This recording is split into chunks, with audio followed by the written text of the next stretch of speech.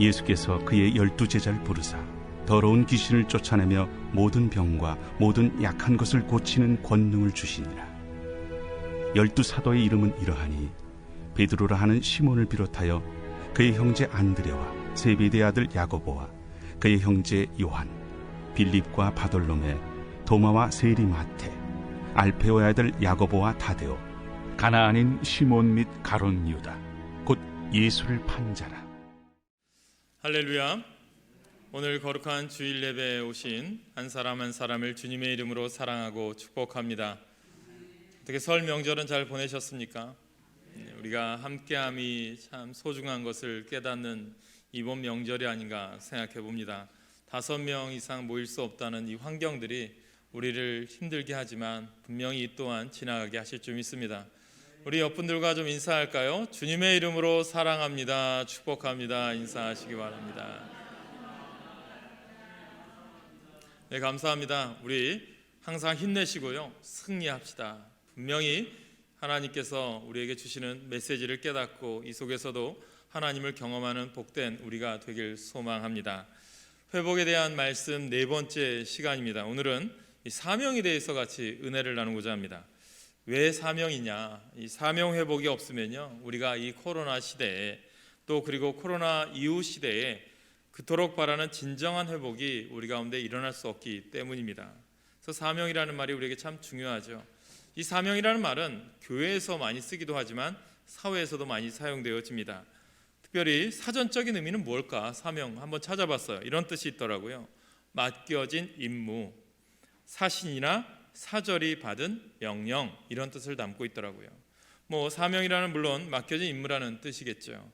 그런데 사명이라는 말이 본디 어디서 나왔을까 분석해 보니까 옛날에 임금이 이제 사신을 보낼 때 명령을 내립니다. 너는 이 명령을 가지고 가서 다른 나라에 가서 그대로 내가 한 말을 전해라라고 했을 때 이제 이 사명이라고 하는 것을 사용했다고 합니다. 그러니까 왕이 내린 명령을 그대로 따르고 그대로 전하기만 하면 되는 거죠. 딴 것은 전혀 필요 없습니다. 거기에 절대로 내 생각과 내 판단을 넣어서는 안 됩니다.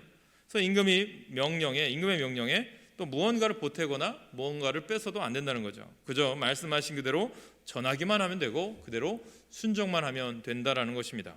이게 매우 중요합니다. 따라서 그렇다면 우리 예수 믿는 사람, 우리 교회 다니는 우리들의 그리스도인들에게 사명은 무엇일까 생각해 보셨습니까?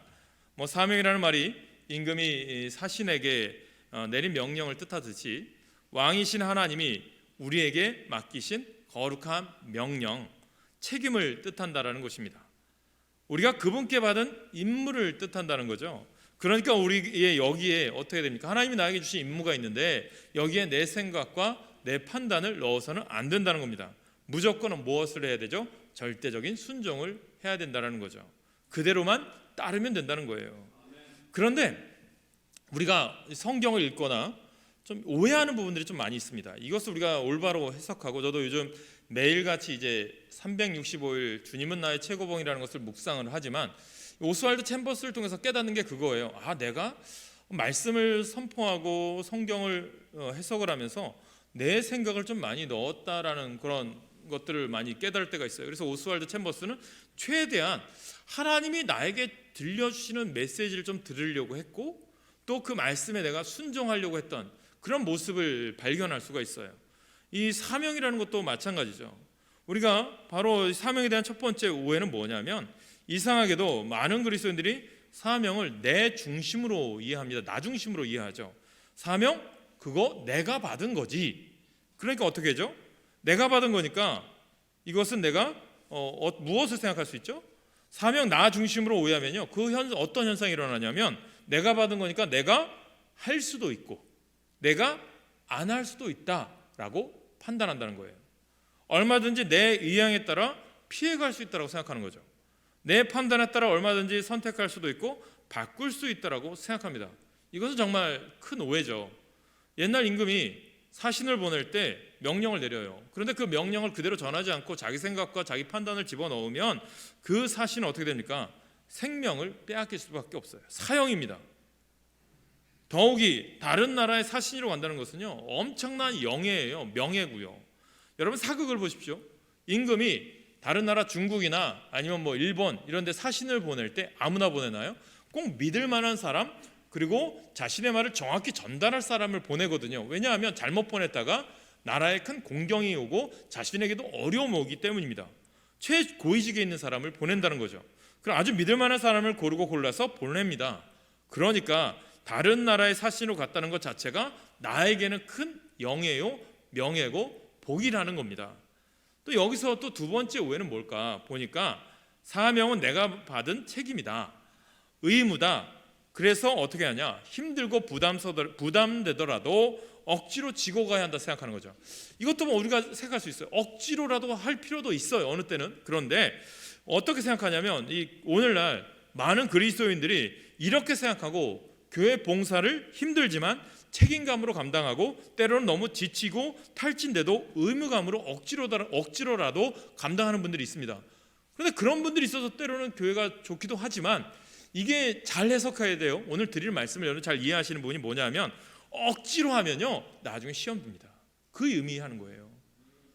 무엇이냐면 내게 주신 사명이 있어서 주의 일을 할 때, 봉사할 때 주신 사명이 귀해서 나에게 주신 것이 소중해서 그 은혜로 감당하라는 거죠. 지난번에 히스기야에 대해서 역대하를 통해서 히스기야를 통해서 볼 때 무엇을 깨닫습니까? 히스기야가 15년의 생명을 연장받았을 때 그의 인생이 15년 연장받았으면 그 15년 은혜 받은 것에 감사해서 그 은혜로 살아가야 되는데 그렇지 못하고 교만에 빠지게 될 때 나라는 망하는 길로 걸어갈 수밖에 없었다는 거죠. 오늘 우리도 마찬가지죠. 하나님이 내게 주신 사명이 있는 게 감사한 거예요. 그래서 나 같은 부족한 사람이, 나 같은 정말 이런 사람에게 하나님은 은혜를 주셨네, 사명을 주셨네. 그럼 어떻게 해요? 그것에 감사함으로 하나님의 일을 해라. 그럼 내가 오늘 주의 일을 할 때, 봉사할 때도 내가 오늘 싫은 일에서 청소하러 나왔네, 내가 오늘 설거지해야 되네, 내가 오늘 이런 것도 해야 되네, 여러분 이런 짜증 내는 게 아니라 하나님 나에게 그래도 건강 주셔서 걸을 수 있도록 걸레질할 수 있는 힘 주셔서 내가 오늘 청소할 수 있는 힘 주셔서 주의 일 감당하게 하심을 감사합니다. 그 감사할 때 하나님의 영광이 임하고 여러분 가운데 복이 임하게 될 줄 믿으시길 간절히 축원합니다. 그걸 원하시는 거예요. 그래서 여러분 우리가 이런 오해들을 벗어버리고 정말 사명에 대해 올바른 이해하고 진정한 감격과 감사로 사명 끝날 때까지 잘 감사할 수 있는 여러분 되시길 주님의 이름으로 간절히 축원합니다. 지금 이 시대가 참 힘들어요. 한국교회가 이 사명 회복이 정말 큰 과제입니다. 앞서 말씀드린 대로 두 가지의 큰 오해가 있다라고 말씀을 드렸죠. 첫째가 사명을 나 중심으로 이해해서 내가 받은 거니까 내 마음대로 선택할 수 있고 내 뜻대로 해도 그만이고 안 해도 그만이다, 이렇게 생각한다는 거죠. 둘째는 사명을 그냥 책임으로, 의무로만 생각하지 그 자체를 감사와 영광으로 생각하지 않는다는 거죠. 정말 생각외로 많은 성도들이 이런 오해를 합니다.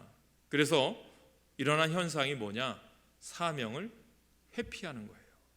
사명을 부담스러워하는 거예요. 제발 교회에 뭐라고 얘기해요? 부담스럽지 않게 다니고 싶어요, 편하게 다니고 싶어요 라고 얘기하는 분들이 있어요. 여러분 편한 게 뭘까요?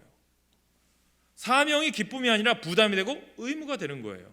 오늘 우리 손청자손을 세례 받으셨어요?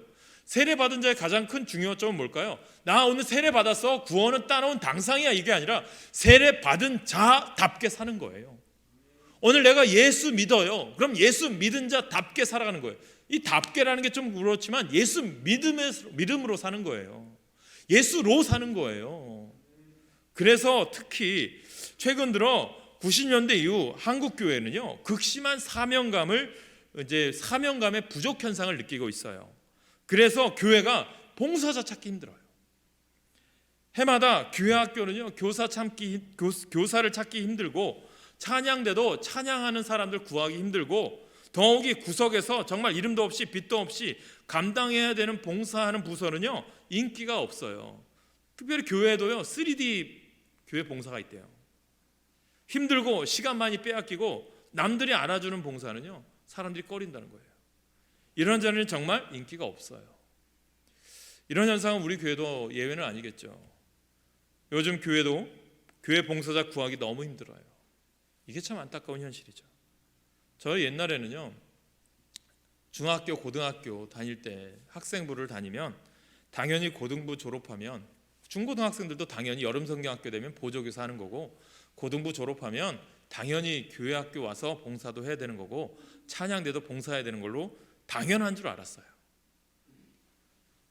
그런데 지금은 그게 아니더라고요. 예전에는 또 지금 이거 우리가 깨달아야 될 게, 권사님들 되고 집사님들 되면 옛날에는 당연히 주방에 들어가서 봉사하는 줄 알았어요. 그렇게 가르쳤어요. 그런데 요즘은 안 가르쳐요. 이게 잘못된 거예요. 여러분, 교회가요, 물질 만능주의로 가면 안 돼요. 봉사하는 거예요. 교회 봉사. 교회 공동체가 세상의 공동체가 다른 게 의미가 뭡니까? 세상처럼 우리가 돈 주고 다 시킬 수 있겠죠. 어떤 교회는 시키는 교회도 있대요. 여러분, 그게 하나님이 원하는 공동체가 아닙니다. 여러분, 힘들고 피곤하지만 당연한 줄 알고 감당한 게 예전이었어요. 그런데 지금은 아니에요. 주방에서 땀 뻘뻘 흘리고 섬기는 모습은 이제 조금 있으면 다 사라질 것만 같은, 옛날이요. 옛날 이야기가 될지 모르는 것 같아요. 안타까워요. 이게 지금의 현실이죠. 이렇게 최근 들어 섬김과 봉사, 사명과 헌신이 줄어들고 있던 차에 코로나라고 하는 폭탄이 한국교회에 터진 거예요.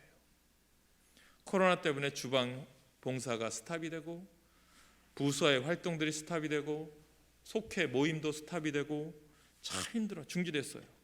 교회 전문가들이 이런 걱정을 합니다. 요즘 책도 많이 나왔어요. 나중에 코로나가 퇴치되고 교회가 정상화되어도 교회 출석 인원이 온전히 회복되기까지는 꽤 오래 걸릴 것이다. 아니, 어쩌면 영영 다시 원위치로 회복되기 어려울지도 모른다. 더욱이 봉사원신은 회복되기 정말 어려울 것이다. 사람들 마음속에 이미 충성과 헌신에 대한 마음이 많이 식어졌기 때문에. 안 그래도 한국교회 헌신도가 바닥에 떨어진 차에 코로나는 정말 회복하기 힘든 타격일 것이다. 이렇게 익숙해졌어요. 안타까워요. 여러분, 온라인 예배 드리시는 분들, 인터넷으로 예배 드리시는 분들, 그거에 익숙해지지 마세요. 봉사하는 것, 봉사 안 하는 것에 익숙해지지 마세요. 하나님이 나에게 주신 사명인 거예요. 물론 저는 이런 전망을 믿고 싶지 않아요. 대다수 성도들은 지금도 여전히 예배를 사모하고 있음을 느껴요. 코로나 이후 다시 돌아올 것을 믿어요. 지금은 못하지만 때가 되면 다 봉사와 헌신의 자리로 돌아올 줄 믿어요. 저는 그렇게 믿고 싶습니다. 하지만 솔직히 조금은 걱정이 되는 게 목사의 마음인 거예요. 정말 한국교회 봉사와 헌신이 다시 되살아나야 되는 모습, 이게 저의 기도 제목인 것 같아요. 제가 새벽마다 꼭 빠지지 않고 기도하는 게 우리 하나로 중앙교회 동역자와 일꾼이 세워지길 원합니다. 지금까지 봉사와 헌신에 대한 얘기를 했어요.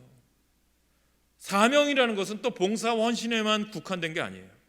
아주 좁은 의미에서 사명은 교회에서 봉사로 국한할 수 있지만, 사명이라 함은 그것만이 아닙니다. 사명은 아주 넓은 개념이에요. 정말 우리가 회복해야 될 큰 사명 중에 하나가 뭘까요? 교회다움, 크리스천다움이라고 생각합니다. 교회다움은 뭘까요? 교회가 교회다워지는 거예요. 크리스천다움은 뭘까요? 크리스천이 크리스천다워지는 거예요. 요즘 교회가 교회답지 못하고 크리스천이 크리스천답지 못하니까 너무나도 안타까운 시대 아닙니까? 사명을 자꾸 잃어버려 가는 모습이 뭘까요? 믿는 사람의 모습이 나타나지 않는 거예요. 교회가 교회에 대한 사명을 감당하지 못하는 거예요. 교회가 교회답다는 말은 무슨 뜻일까요? 교회가 건물을 크게 짓고 성도가 많이 모이는 게 교회다운 것일까요? 그것도 물론 우리가 중요합니다. 저는 우리 교회가 부흥되기를 원해요. 우리가 인원이 많이 늘어나기를 원해요. 근데 저는 그 인원이 늘어나고 많이 부흥되기를 원하는 목적이 무엇이냐? 이 지역에 봉사하기 위해서라고 생각해요. 우리 교회가 물질적으로도 풍요해지기를 원해요. 왜요? 지역사회에 돕기 위해서예요. 교회가 그 사명을 감당해야 됩니다. 물론 한국교회가 너무 여기에만 몰두해가지고요, 오직 교회 성장과 부흥을 향해 몰두했어요. 그런데 그렇게 잘 부흥하고 폭풍 성장하던 한국교회가 언제부터인가 성장이 멈추고 후퇴하기 시작합니다. 수많은 목회자와 성도들이 당황했어요. 여러분, 선배들이 그런 얘기했어요. 예전에 70년대 80년대에 십자가만 세우면 부흥했다고. 그러니 차라리 일찍 개척할 걸 라는 생각도 해요. 그런데 지금 어떻습니까? 개척교회는 개척교회대로 힘들어해요. 교회가 가지 않아요. 특별히 코로나 시대 교회, 다들 알지만 바이러스를 보는 이 상황 속에서 교회는 전혀 되지 않아요. 전도지조차 나눠줄 수 없는 상황이 되었어요. 왜 이렇게 되었을까? 저도 많은 프로그램도 하고 노력을 하려고 해요. 그만 그 상황 가운데 몸부림치고 교육하고 훈련시키는 이 과정 중에 그만 코로나가 뻥 터진 거예요. 저는 이렇게 생각합니다. 하나님 왜 우리에게 코로나라고 하는 시련을 주셨을까? 왜 이 어려움을 우리에게 주셨을까? 그 의미를 되새기는 게 우리에게 참 좋지 않을까 생각합니다. 수많은 사람들이 이 코로나가 한국교회의 엄청난 위기다라고 이야기하죠. 위기 맞습니다. 그런데 위기는 저는 또 다른 기회라고 생각합니다. 이 코로나는 위기가 오히려 우리에게 교회에 대한 사명을 되돌아보고 교회 다음을 고민해보는 기회가 되어야 한다는 거예요. 교회는 뭔가, 교회 다음은 뭔가 생각해 보셔야 됩니다. 그래서 저도 유튜브를 통해서 인터넷을 통해서 요즘 온라인으로 많은 코로나 세미나를 듣지만 그런 얘기를 합니다. 교회나 이런 상황들이 분명히 깨달아야 될 것은 무엇이냐면 그냥 이대로 끝나는 것을 두려워해요. 많은 학자들이 그런 생각합니다. 이대로 그냥 지나가면 저절로 회복되겠지 하는 생각 때문에 사람들이 두려워하는 거예요. 목회자들이 두려워합니다. 학자들이 두려워해요. 그러면 변화가 없다는 거죠. 코로나의 의미가 없다는 거죠. 하나님께서 이스라엘을 광야 생활을 통해서 훈련시킨 의미가 있어요. 그 의미를 깨닫지 못하고 가나안 땅에 들어가면 그들은 멸망할 수밖에 없는 거죠. 그러나 광야에서 주신 하나님이 주신 참된 메시지를 깨닫고 어려움 중에 고난 중에 요단강을 건너 가나안 땅을 들어갔을 때 그 땅이 복되고 은혜되는 땅이 되는 것처럼 우리가 이 코로나라고 하는 이 광야 같은 시절을 믿음으로 우리가 잘 버티고 믿음으로 주님 앞에 잘 이겨나가면 하나님을 더 찾는 기회, 하나님을 사모하는 기회로 삼고 나간다면 여러분들이 가정에서든 일터에서든 사업장에서든 여러분들이 지금 온라인으로 예배를 드리든 이 시간 나와서 예배 드리는 여러분들이 내가 하나님의 회복, 하나님의 사명 다시 회복해야지, 하나님의 믿음으로 다시 나아가야지라고 하는 결단한 마음을 간직하고 예수님을 내 마음속에 다시 한번 되새기는 마음으로 나아가면 분명히 코로나 끝난 이후에 하나님의 폭발적인 은혜가 우리 가운데 임할 줄 믿습니다. 그게 우리에게 필요한 거예요. 교회는 뭔가, 교회다움은 뭔가, 교회의 가장 큰 사명이 뭔가, 생명인 거예요. 생명, 이웃사랑인 거예요. 여러분들 수도 없이 말씀드리죠. 코로나 때문에 두려운 건 뭐예요? 우리가 힘들고 어려운 것보다 전도 못하는 게 안타까운 거예요. 저 죽어가는 영혼을 구원하지 못하는 게 안타까운 거예요. 지옥불을 향해 들어가는 저 영혼들을 구원하지 못하는 게 안타까운 거예요. 전도의 문이 막힐까 봐. 물론 예배도 중요합니다. 지난주에 말씀드린 것처럼 예배는 우리 생명보다 소중해요. 지켜야 합니다. 하지만 예배의 방법 때문에 생명을 위협하고 이웃사랑이 깨지는 것을 주님이 과연 원하실까? 아니지, 결단코 아니죠. 그래서 우리가 예배를 온라인으로도 전환하고 지금 이 시간도 온라인으로도 예배를 드린 이유가 거기에요. 그러나 교회는요, 초대교회는요, 떡을 떼고 나누고 교제가 우선인 거예요. 그래서 분명히 여러분들에게 온라인으로 예배드리던 여러분들 어느 곳에서 예배드리던 교제를 사모하시라는 거예요. 기대하고 기다리라는 거예요. 버티시라는 거예요. 그리고 우리가 이 모든 상황이 끝나고 코로나가 다 정리되었을 때 다시 그 사모하는 마음으로 모여 하나님 앞에 예배하고 교제하는 그 시절을 기대할 때 하나님의 놀라운 은혜가 우리 가운데 임하게 될 줄 믿습니다. 사랑하는 여러분, 크리스천다움은 뭘까요? 요즘 부쩍 아동학대, 자녀학대 사건이 많이 나오죠. 그 중에 하나 가장 큰 충격은 정인이 사건이죠. 또 얼마 전에는 이모가 또 조카를, 참 이 시대가 안타까운 시대에 살아요. 세상에는 참 이런, 그런데 안타까운 것은 모든 게 다 크리스찬 상황이, 크리스찬들의 모습이니까 마음을 아프게 하죠. 세상에는 예수 안 믿는 사람들도 많이 자녀를 입양합니다. 그러나 믿는 사람들이 입양한 사람들도 많이 해요. 특별히 뭐 션이나 우리가 아는 차인표나 시네라나 좋은 일 많이 하죠. 크리스찬들이죠, 진정한. 이 정의 사건 이후로 입양에 대해서 최재형 감사원장이 이런 말을 했어요. 그게 참 화제가 되었어요. 이 감사원장은 이미 두 딸이 있었지만 2000년과 2006년에 두 명의 아들을 차례로 입양해서 키웠습니다. 이 원장이 이런 인터뷰를 하더라고요. 입양은 진열대에 있는 아이들을 물건 고르듯이 고르는 것이 아닙니다. 입양은 말 그대로 아이에게 사랑과 가정이라는 울타리를 아무런 조건 없이 제공하겠다는 다짐이 있어야 합니다. 이분이 교회 다니는지 안 다니는지 저는 몰라요. 하지만 세상 사람들은 이렇게 조건 없는 사랑과 나눔을 말하는데 우리 크리스천들이 이렇게 하지 못한다면 부끄러운 일 아니겠습니까? 꼭 입양만의 문제는 아니죠. 교회의 가장 큰 사명은 사랑입니다. 그리고 생명입니다. 이 사랑과 생명이 교회의 가장 큰 사명이고 존재의 이유인데 여기서 세상 사람들보다 못하다고 손가락질 받으면 교회 다움을 잃어버린 것이고 크리스천 다움을 잃어버린 것입니다. 예수님은 마태복음 5장 20절에 산상수훈에서 이런 말씀을 합니다. 내가 너에게 이르노니 너희 의가 서기관과 바리새인보다 더 낫지 못하면 결코 천국에 들어가지 못하리라. 저는 이렇게 여러분들에게 말씀드리고 싶습니다. 여러분들이 너희 의가 세상 사람들보다 낫지 못하면 크리스천이라고 불릴 자격이 없다라는 거예요. 본당 우리 교회 이찬수 목사님이 설교 중에 이런 예언을 하시더라고요. 여러분 타이타닉호 아시죠? 영화로도 만들어져서 한참 인기가 있었던 그런 타이타닉 영화도 있었고, 그러니까요. 이 타이타닉호 승객의 생존율을 적은 글이 있었다고 합니다.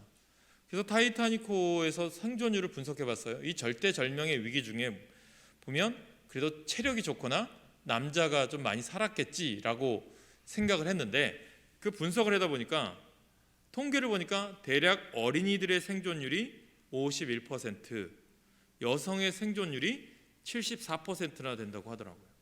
그에 비해 남성의 생존율은 20%밖에 되지 않는데요. 어떻게 이럴 수 있었나 찾아보니 그 극박한 순간에 그 타이타닉호의 선장이 에드워드 스미스입니다. 이분이 크게 외쳤대요. 승객들을 향하여 Be British, 영국인 나오십시오. 몹시 감동이 되었습니다. 저는 이 시대에 혼미하고 어려운 이 시대 속에서 한국 교회에 이렇게 선포할 사람들이 나와야 됩니다. Be Christian, 크리스찬 다우십시오. 예수 믿는 자 다우십시오. 크리스찬답게 행동하십시오. 이렇게 외쳐야 할 누군가가 있어야 하는 건 아닐까요? 우리들이 그렇게 사셔야 됩니다. 그래야 변화는 있고요, 그래야 이 나라 이 땅이 변화가 됩니다. 지금 한국 사회는 코로나 때문에 마치 침몰해가는 타이타닉호 같은 상황이에요. 배가 침몰해가는 상황에서 한국교회는, 그리고 우리 크리스천들은 어떤 역할을 해야 됩니까? 어떤 가치를 가지고 세상 사람들에게 어떻게 평가를 받고 있습니까? 이것이 회복되는 것이, 이 교회다움과 크리스찬이 회복되는 것이 진정한 사명 회복의 길이고요, 이 사명 회복이 이루어질 때만이 한국교회는 회복될 줄로 믿습니다. 오늘 우리가 읽은 본문은요, 교회와 크리스천이 사명을 회복하기 위해서 무엇을 해야 된다고 말씀하고 있습니까?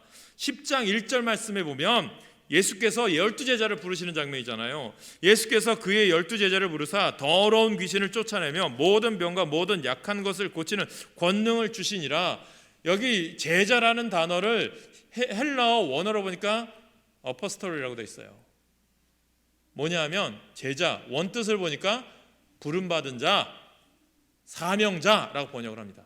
우리가 예수를 나의 구주로 영접한 자, 예수 믿는 자는 다 사명자라는 거예요.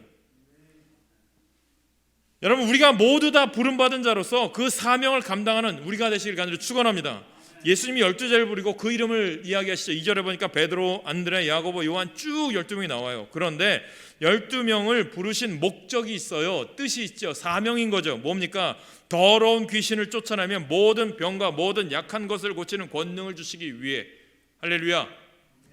오늘날 우리가 코로나라고 하는 육적인 질병이, 바이러스가 우리 가운데 만방에 퍼졌지만 이 모든 것은요, 우리가 깨달아야 될 것은 우리가 영적인 문제라는 겁니다. 육적인 문제가 아닌 거예요. 전도를 하는 것도, 복음을 전하는 것도 다 영적인 문제더라고요.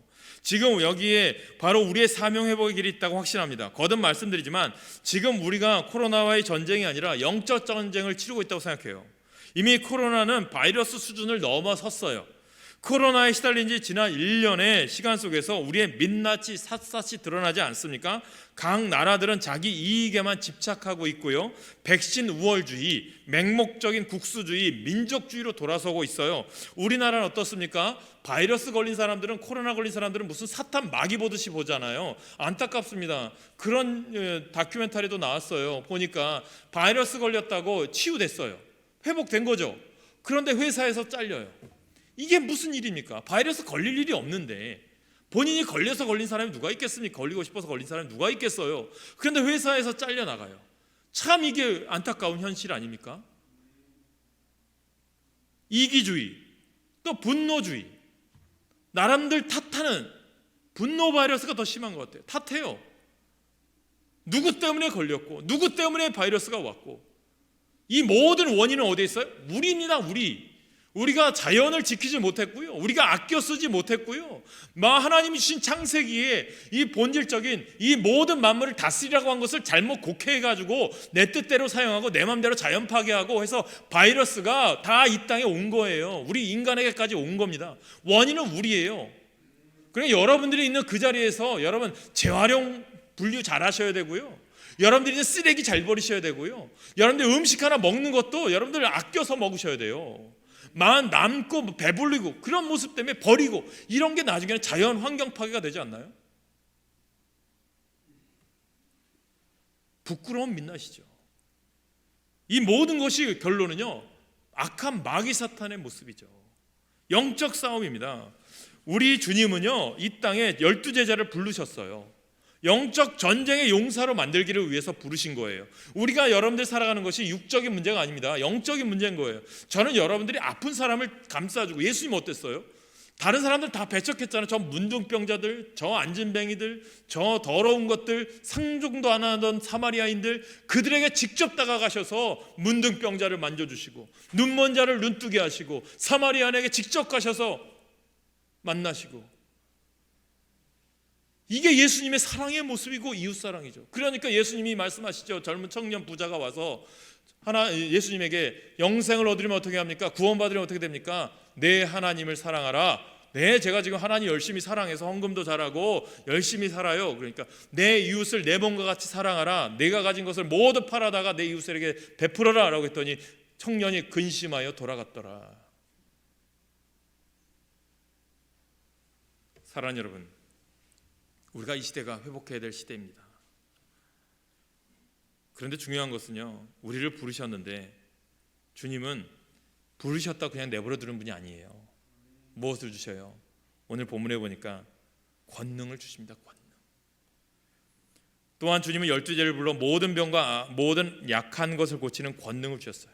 여기서 권능이라는 말을 헬라어로 보니까 디나미스, 능력이나 힘, 이 디나미스에서 나온 게 다이너마이트, 폭발, 그거예요. 폭약, 강력한 힘, 엄청난 폭발력을 뜻합니다. 그러니까 오늘도 내가 주님의 일 감당할 수 있어요. 내게 능력 주시는 그분이 있기에 내가 오늘 힘들고 어려운 일에도 주님의 일을 감당할 수 있도록 여러분 감사하시기 바랍니다. 그러니까 여러분들에게 봉사하라는 이유가 뭐예요? 내가 오늘 그런 기도를 하시라는 거예요. 내가 하나님 봉사할 수 있도록 건강 주세요가 아니라, 하나님 오늘 내가 봉사할 수 있도록 나오게 하셔서 감사합니다. 내가 건강한 두 다리 주셔서 감사합니다. 내가 오늘 주님 안에서 이렇게 나와서 예배 드릴 수 있는 것 감사합니다. 하나님 오늘 내가 이렇게 주님의 전에 나와 찬양할 수 있는 것에 감사합니다. 그 감사가 넘쳐나게 간절히 축원합니다. 그러니까 건강하기 위해서 봉사하는 게 아니라 봉사함으로 하나님 건강 주세요. 그 기도를 하십시오. 우선순위가 바뀐 거 아닙니까? 주님은 그래서 어떻게 합니까? 바울도 고백하죠. 내게 능력 주시는 자 안에서 내가 모든 것을 할 수 있느니라. 그러니까 바울이 고백하죠. 내가 부유할 때도 빈궁에 처할 때도 일체의 삶의 비결을 배웠노라. 왜요? 주님이 내게 나와 함께 하시니까. 가난할 때도 살게 하셨고 부유할 때도 살게 하셨고 어떤 환경에서도 주님 살게 하셨잖아요. 도움의 손길 주시잖아요. 제자는 권능을 가진 사람들입니다. 교회와 성도들은 모두 주님이 부르신 제자가 되어야 됩니다. 제자는 디나미스, 주님이 주시는 능력을 받으면 모든 병과 약한 것을 고치는 능력을 갖게 됩니다. 이 귀신을 쫓아내고 모든 병을 고치는 능력이 바로 제자가 주님으로부터 받은 사명이에요. 그런데 지금 우리는 이 권능을 가진 교회가 아니라 마치 바이러스 취급받아요. 권능을 잃어버리면 이렇게 됩니다. 사명을 잃어버리면 이렇게 됩니다. 제자가 디나미스를 잃으면 더 이상 제자가 아닙니다. 지금 우리 한국교회는 이 제자다움을 회복해야 합니다. 이 사명을 회복해야 합니다. 이 권능과 능력을 회복해야 됩니다. 그래서 이 땅에 만연한 모든 귀신과 악한 영들을 쫓아내고 모든 병, 코로나와 모든 육신과 영혼의 질병을 고치고 모든 약한 것들, 이 세상의 모든 연약함을 치유하는 능력을 가져야 합니다. 저와 여러분 모두가 지금 이 강력한 권능을 회복하고 이 시대에 모든 위기를 기회로 삼아 사명을 회복하는 삶을 살아가는 여러분 되시길 간절히 축원합니다. 반주, 살아계신 주 반주해 주시고요. 빌 게이더 부부에 대해서 소개해 드리겠습니다. 내리막길 인생이 오르막길 인생으로 바뀌게 되면서 하나님께 크게 영광을 돌린 부부가 있어요. 이게 게이더 부부입니다. 이 빌 게이더 처음에는 영어 선생님이셨어요. 1959년에 미국 엘렉산더 고등학교 영어 선생님이 되셔서 선생님으로 봉사하고 있었습니다. 근데 그 학교에 프랑스어 선생님이 갑자기 이제 학교에 나오지 못해서 임시 보조교사로 왔던 글로리아 시칼이라고 하는 분을 만나게 됩니다. 아마 이분은 대학교 졸업반이었다가 이제 보조교사로 온 것 같아요. 이 학교에 와서 이제 프랑스어 보조교사를 했는데요, 독실한 크리스찬인 거예요. 그래서 이 빌 게이더가 저 독실한 크리스찬인 보조교사를 만나고 너무 감명받아서 두 분이 사랑하게 되었대요. 3년 후에 1952년에 결혼합니다. 그런데 이 빌 게이더라고 하는 분이 하나님이 찬양을 작곡하는 은사를 주셔서 많은 찬양을 작곡했습니다. 또 이 아내는 작사를 잘했대요. 곡을 잘 쓰고 시를 잘 썼대요. 이분들이 처음 작사 작곡해서 발표한 것이 1963년에 지은 He Touched Me라고 하는 곡이 있어요. 우리나라에서는 주 붙드네라고 하는 곡으로 번역이 됐습니다. 이것이 세계적으로 알려지게 된 계기는 엘비스 프레슬리라고 하는 유명한 가수가 1971년에 이 곡에다 노래를 부르고 1972년에 그래미상을 타게 됩니다. 그러다가 많은 유명해진 거죠. 찬양곡이 또 일반 가수가 부르게 되면서 이제 이렇게 인기를 얻고, 그런데 인기를 얻다가 갑자기 이 가정에 어려움이 다가옵니다. 남편이 단핵구증이라고 하는 병에 걸려서 완전히 삶의 의욕을 잃어버리게 된 거예요. 이 빌 게이더가 너무 힘든 거죠. 그러다 보니까 남편이 일어날 수 없으니까 이 부인이 남편도 병간호를 해야 되고 아이들도 어린아이들도 돌봐야 되고 너무너무 하루가 피곤하고 힘든 인생을 살아야 했습니다. 또 재정적으로 어려움이 다가온 거죠.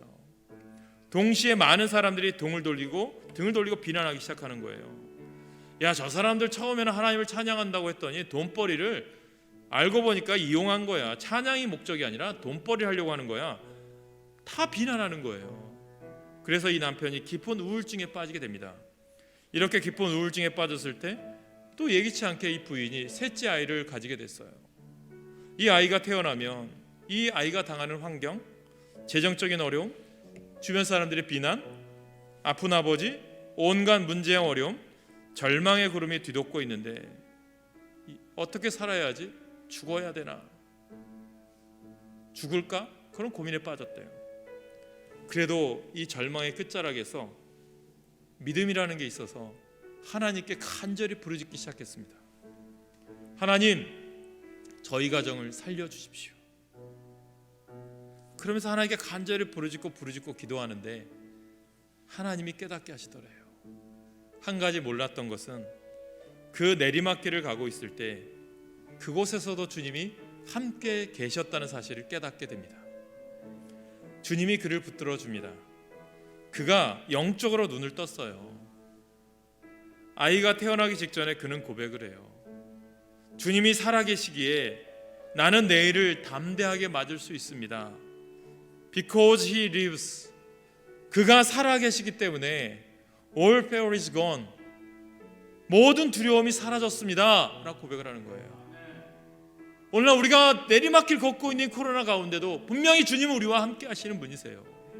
여러분 환경과 조건이 지금 코로나로 인하여 경제적으로 사업이 또 기업이 여러분들 일터가 힘들고 위기 속에 있지만 여러분 가운데 주님이 함께 하심을 믿으시길 바랍니다. 그 믿음으로 여러분들 주신 사명 감당하셔야 돼요. 그래서 지어진 불멸의 복음성가가 1972년에 Because he lives, 살아계신 주라는 곡이에요. 여러분 오늘도 여전히 주님은 우리 가운데 살아 역사하십니다. 그분을 만나고 그분을 의지하는 여러분 되시길 간절히 축원합니다.